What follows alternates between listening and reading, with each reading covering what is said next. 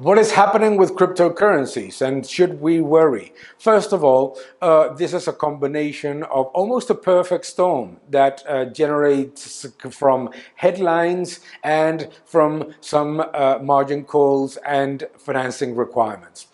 Starting with the headlines, we read that in China they're starting to crack down on mining of cryptocurrencies. That is something that has been going on since 2017 in any case. However, it is absolutely logical that some investors try to take profits, and in very volatile and very illiquid in some cases assets like cryptocurrencies, the sell-off becomes very aggressive. Second, the season of tax payments in the United States has led a lot of investors to try to take some profits and generate enough cash to pay their taxes. That is also very evident in investors that have taken some of the money from 2020 savings into cryptocurrencies, and that generates a further part of the sell-off.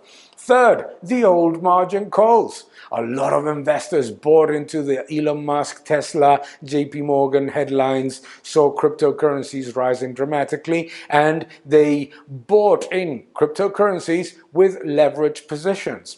As the level of debt rises in those investments while the asset doesn't go up as much as the investor expected or goes down, margin calls start to trigger. And what happened was also that element of margin calls. Let's remember, cryptocurrencies are not currencies yet.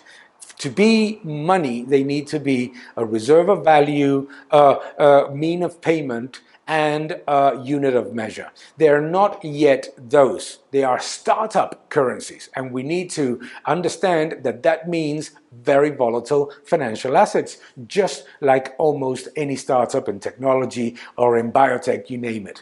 We need to be also aware of the fact that these headlines are going to drive, on the way up, a lot of speculative investment, and on the way down, a lot of panic selling.